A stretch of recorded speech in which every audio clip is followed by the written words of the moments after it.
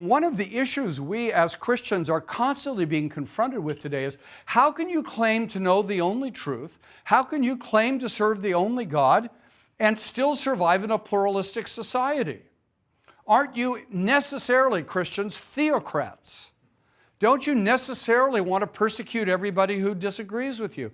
And I think the brilliance of Kuyper is to say, here's a way forward where we do not compromise our commitments to truth, but we find a way to develop a pluralistic society where we can live with one another without violating one another's conscience, without violating one another's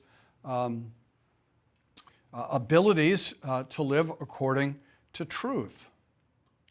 And I think if we were more Kuyperian in America in our thinking, we'd be saved from some of our problems. He thought America was wonderful, but in his analysis, he said, the polar opposite today in Western society, meaning late 19th century, is this tendency to the authoritative, tyrannical state on the one hand, or an utterly radical individualism on the other hand. And part of what we see in America today is a radical individualism that is increasingly becoming intolerant. Because it's an individualism that says you can't have your own schools, you can't have your own families, you can't have your own religion. You have to function in a society where every individual is equally respected in every institution.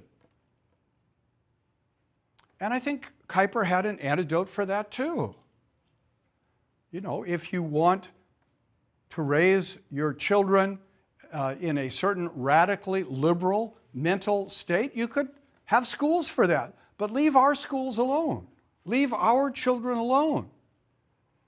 And so Kuyper, I think, is the great modern thinker in his ability to encourage us to a genuinely tolerant, pluralistic society in which there's freedom, and at the same time in which Christians are free to build the schools and the institutions that they need.